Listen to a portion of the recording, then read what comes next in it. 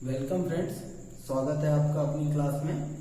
और अटेंडेंस लेते टाइम फिर वही बोलूँगा, सब्सक्राइब नहीं करोगे एब्सेंट लगेगी। अटेंडेंस चाहिए, सब्सक्राइब करो, ठीक है। हम पढ़ रहे थे क्लासिफिकेशन ऑफ डीसी जनरेटर्स। उसके अंतर्गत हमने देखा था परमानेंट मैग्नेट जनरेटर देख लिया था, सेपरेटली एक्साइटेड जनरेटर देख लिया था, हम सेल्फ एक्साइटेड जनरेटर देख रहे थे, जिसमें कि अब हमें सेल्फ एक्साइटेड जनरेटर में सबसे पहले पढ़ना है डीसी सीरीज जनरेटर। तो मैंने जैसा कि बताया था कि कनेक्शन के आधार पे इनके नाम दिए गए हैं। तो जैसा आप देख रहे हो डायग्राम में, ये आर्मेचर है, ये सर्किट डायग्राम है, फिजिकल नहीं है, इलेक्ट्रिकल डायग्राम जिसे सर्किट डायग्राम बोलते हैं। ये आर्मेचर का सिंबल है, उसके दो टर्मिनल A1 और A2 हैं। ये फील्ड वाइंडिंग है जो कि सीरीज में लगी है, D1 और D2 नाम दिया है। अच्छा, बताने वाली बात है कि अगर मैं शंट फील्ड बनाता हूं तो इसे E1 और E2 बोलते हैं, सीरीज फील्ड बनाता हूं तो इसे D1 और D2 बोलते हैं, आर्मेचर बनाता हूं तो इसे टर्मिनल A1 और A2 बोलते हैं। ये शब्दावली है इसकी, आपको ध्यान रखनी पड़ेगी। तो आप देख रहे हैं कि मैंने यहाँ आर्मेचर बनाया, आर्मेचर को मैंने कनेक्ट किया है फील्ड वाइंडिंग से, ठीक है। इसे हम सीरीज फील्ड बोल सकते हैं, है ना, SE सीरीज फील्ड, ठीक है, FSE बोल सकते हैं आप, फील्ड सीरीज। अच्छा, ये जो मेरा आर्मेचर है ये सीरीज फील्ड के साथ यानी कि फील्ड के साथ सीरीज में कनेक्टेड है, तो इसीलिए इसका नाम पड़ता है डीसी सीरीज जनरेटर। मतलब इसका फील्ड आर्मेचर के साथ सीरीज में, आप देख रहे हैं D1, D2, A1, A2, तो ये सीरीज में कनेक्टेड है। अच्छा, अब सीरीज में कनेक्टेड है तो इसकी वाइंडिंग के बारे में कुछ बात कर लेते हैं। जो इसकी फील्ड वाइंडिंग है, इसकी फील्ड वाइंडिंग का तार मोटा होता है और कम गेज का होता है, ठीक है। देख लेते हैं कुछ बातें। मोटी तार जिसका कि प्रतिरोध कम होगा, कम प्रतिरोध। अच्छा, मोटी तार है, कम प्रतिरोध है, तो इसका इंडक्टेंस यानी कि प्रेरकत्व ज्यादा होगा, ज्यादा इंडक्टेंस, ठीक है। अच्छा, इसमें अब वाइंडिंग जो आप कर रहे हो वो लैप या वेव दोनों कर सकते हो अपनी जरूरत के हिसाब से।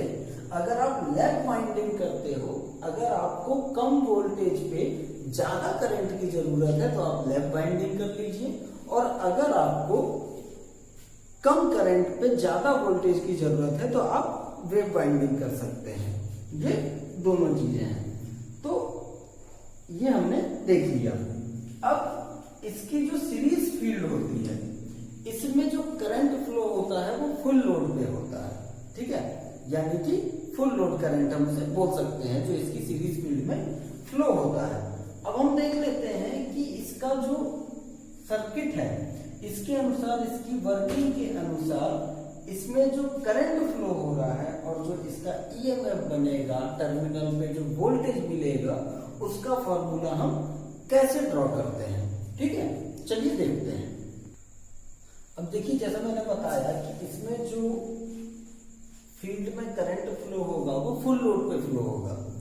तो फुल लोड के लिए यहाँ पे देखिए मैंने इक्वेशन लिखी है, I = E upon RA plus RSE। जैसे देखिए यहाँ पे I जो है बराबर IL बराबर IA बराबर ISE, ये चारों आपस में बराबर होंगे, क्योंकि इसका जो फील्ड का करंट है वो फुल लोड करंट के बराबर है, आर्मेचर में भी वही करंट है और टोटल करंट इसका फुल लोड वही है। इसे हम load current, armature current, series field का करंट ये बोल सकते हैं। अच्छा, ये जो इक्वेशन आई है वो कहां से आई है? ये आई है जैसा कि हम जो लिखते हैं V = IR I equal to V upon R। ठीक है, तो यहाँ पे मेरा V क्या है, जो आर्मेचर में ईएमएफ उत्पन्न हो रहा है वो है। ठीक है, R क्या है, R जो है वो दो जगह का प्रतिरोध मिलके बनेगा। चूंकि सीरीज में है तो सीरीज में प्रतिरोध हमेशा नॉर्मली जुड़ते हैं, तो आर्मेचर का प्रतिरोध प्लस सीरीज फील्ड का प्रतिरोध। अब यहाँ पे मैंने ये बता दिया करंट फुल लोड का ईएमएफ जो आर्मेचर में जनरेट हो रहा है, RA आर्मेचर का प्रतिरोध, सीरीज फील्ड का प्रतिरोध। ये चीजें आपको यहाँ पे डेफिनेशन मिल गई। अब इसी के अनुसार हम डिस्कस कर लें कि जो इसके टर्मिनल पे वोल्टेज मिलेगा, ठीक है, जो इसका टर्मिनल वोल्टेज होगा VT, आपको ध्यान हो तो मैंने ये बताया है मेरे एक वीडियो में कि टर्मिनल वोल्टेज क्या होता है। जैसे जनरेटर है, जनरेटर के बाहरी टर्मिनल पे जहां पे हमें सप्लाई लेनी है जनरेटर से, वोल्ट मीटर द्वारा नापा गया वोल्टेज टर्मिनल वोल्टेज कहलाता है। तो टर्मिनल वोल्टेज का हम देख लेते हैं, VT is equal to E minus I RA plus RSE। ठीक है, किसमें नापा जाएगा ये, वोल्ट में। ठीक है,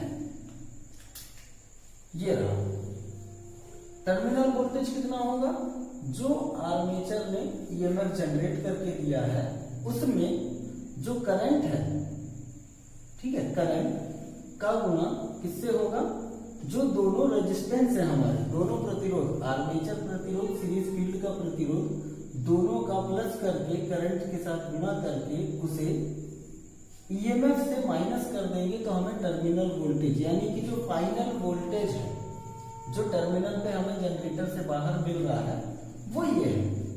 ठीक है, अब इसमें समझाने वाली एक और बात कि इसका जो उपयोग होता है, इसका उपयोग होता है जो डीसी सप्लाई डिस्ट्रीब्यूशन प्रणाली है, जहां से डीसी सप्लाई डिस्ट्रीब्यूट होती है, वहां पे सप्लाई को बूस्ट करने के लिए बूस्टर के रूप में इस डीसी सीरीज जनरेटर का इस्तेमाल होता है। तो डीसी सीरीज जनरेटर को हम डीसी सप्लाई डिस्ट्रीब्यूशन का बूस्टर भी कह सकते हैं। डीसी सप्लाई डिस्ट्रीब्यूशन बूस्टर, ये भी इसको हम बोल सकते हैं, क्योंकि क्या करता है, डीसी सप्लाई डिस्ट्रीब्यूशन को बूस्ट करता है। तो जो बूस्ट करता है वो क्या कहलाता है, बूस्टर। तो लिखने की जरूरत है क्या कि ये टर्मिनल वोल्टेज है, ये टर्मिनल वोल्टेज, ये ईएमएफ है, और यही यहां पे भी लिखा हुआ है, ये क्या है, धारा है, RA क्या है, आर्मेचर का प्रतिरोध है,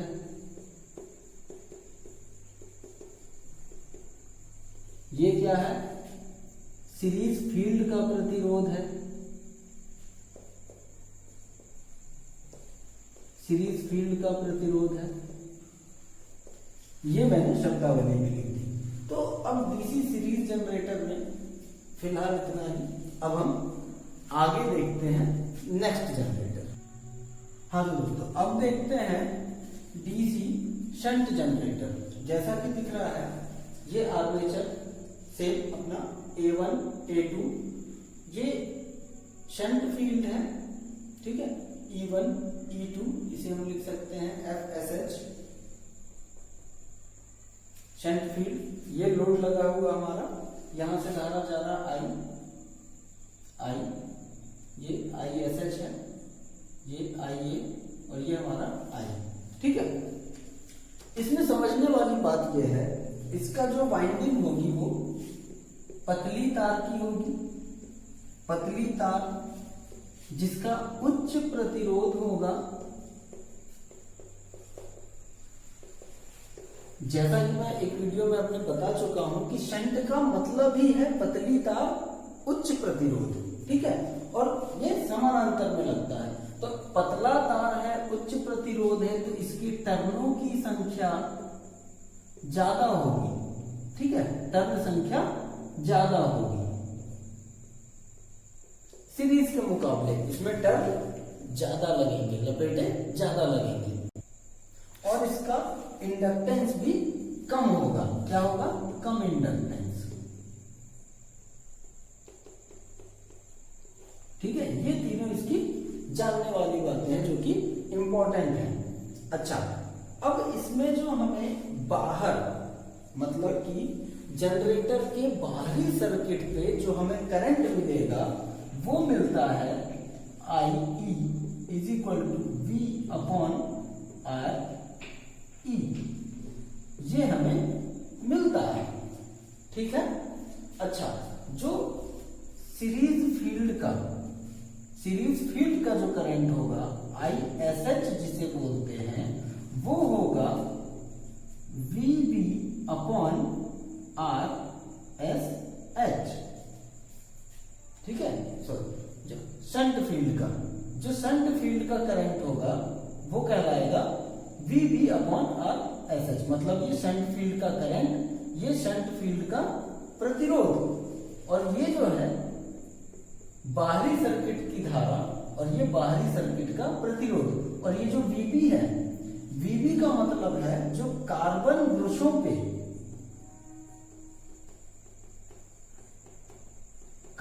ब्रशों पर वोल्टेज, इसे कहलाते हैं VB, और ये RSH शंट फील्ड का प्रतिरोध और ये शंट फील्ड की धारा।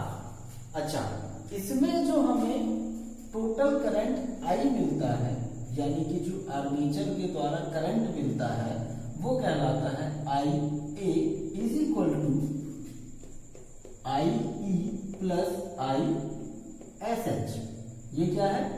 आर्मेचर धारा, आर्मेचर की धारा है, ये बाहरी पथ की धारा है, ठीक है, बाहरी परिपथ की धारा, और ये क्या है?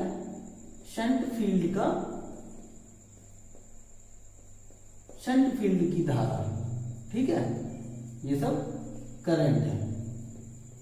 ये इंपॉर्टेंट बातें हैं जो हमको ध्यान रखनी है। अगर न्यूमेरिकल आता है तो न्यूमेरिकल जो है हमारा इसी से सॉल्व होगा, ठीक है। तो ये बहुत इंपॉर्टेंट चीजें हैं, इंपॉर्टेंट फॉर्मूलाज हैं, ये हमें ध्यान रखना है। चलिए अब देखते हैं आगे। अब देखिए दोस्तों, ये मैंने बताया कि जो शंट फील्ड की धारा है वो कार्बन ब्रशों पे मिला हुआ वोल्टेज अपॉन जो शंट फील्ड का प्रतिरोध है, तो उसी को हम लिख देते हैं V अपॉन RSH। एक्चुअल में क्या होता है कि ये जो V है, V बराबर VB होता है, ये कार्बन ब्रशों पे जो वोल्टेज हमको मिलता है और जो बाहर के टर्मिनलों का पोटेंशियल डिफरेंस है, ये क्या है? बाहरी टर्मिनल का पोटेंशियल डिफरेंस, ये बराबर होता है कार्बन ब्रश के वोल्टेज के। अब यहां पे देखिए, जो ईएमएफ की इक्वेशन मिलती है शंट जनरेटर की, वो ये मिलती है E is equal to armature voltage plus armature current और आर्मेचर प्रतिरोध का गुणनफल। तो उसी को हम ये लिख सकते हैं कि जो ओवरऑल आर्मेचर पे जो वोल्टेज बनता है वो VA is equal to E minus IARA। ये हमें दो इक्वेशन मिलती है। अब हम देखते हैं कि जो शंट जनरेटर है इसका उपयोग कहाँ होता है। तो इसका उपयोग ऐसी जगह पे करते हैं जहां पे कि हमें स्थिर वोल्टेज चाहिए होता है, फिक्स वोल्टेज जहां चाहिए होता है वहां पे हम शंट जनरेटर का प्रयोग करते हैं। जैसे कि हमारा जो डीसी पंखे होते हैं, सेंट्रीफ्यूगल पंप होता है जिसे अपकेंद्रीय पंप कहते हैं, डीसी फैन, और जहां पे हमको फिक्स वोल्टेज चाहिए, फिक्स वोल्टेज, ऐसी जगहों पे डीसी शंट जनरेटर का प्रयोग किया जाता है क्योंकि इसमें पतली तार, ज्यादा टर्न, कम इंडक्टेंस, ये सारी चीजें होती इस वजह, और चूंकि ये समानांतर में लगा होता है तो समानांतर में लगा होता है इसलिए ये एकदम फिक्स वोल्टेज देता है। ठीक है, तो अब इसमें वैसे ज्यादा बताने लायक कुछ रहा नहीं है।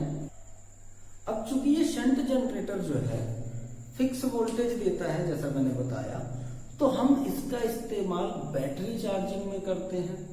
ठीक है, और इलेक्ट्रोप्लेटिंग में भी करते हैं। इलेक्ट्रोप्लेटिंग में करने पर ये एकदम शार्पनेस से काम करता है क्योंकि इसका आउटपुट ज्यादा फ्लक्चुएट नहीं होता है। तो अब अगर आपको लगता है कि डीसी सीरीज जनरेटर या शंट जनरेटर में और कुछ है बताने लायक, ठीक है, तो आप मुझे कमेंट कर सकते हैं। अगर आप इसके बारे में और कुछ ज्यादा जानना चाहते हैं डीपली और भी, तो कमेंट कीजिए और मुझे बताइए कि आपको वीडियो कैसा लग रहा है। मैं जो ये बेसिक चीजें बता रहा हूँ 1 बाय 1, मानता हूँ ये चैप्टर थोड़ा लंबा चल रहा है, चलेगा, बड़ा चैप्टर है, तो आप मुझे कमेंट करके अपनी प्रतिक्रियाएं दीजिए। अगर आपको लगता है इसमें और कुछ भी होना चाहिए तो वो भी मैं ऐड करूंगा। तब तक के लिए वीडियो को सब्सक्राइब करें, लाइक करें, शेयर करें और हाँ, कमेंट बिल्कुल करते रहिए और अपनी प्रतिक्रियाएं देते रहिए। तब तक घर में रहिए, सुरक्षित रहिए।